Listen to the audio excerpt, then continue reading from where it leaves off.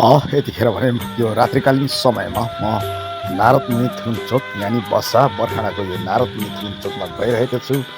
यो चोकमा निकै पहिलादेखि उठिरहेको कुरा चाहिँ के थियो भने रात्रिकालीन समयमा चाहिँ नारदमुनि थुलुङको यो शालिगलाई चाहिँ पूर्ण रूपमा देख्न सकिँदैन। राति पनि मान्छेहरूले हिँडडुल गर्ने मान्छेले देख्न सकोस् भनेर चाहिँ निकै कुरा उठिरहेको थियो। तर यो शालिगलाई देख्नको लागि लाइटको जरुरत थियो।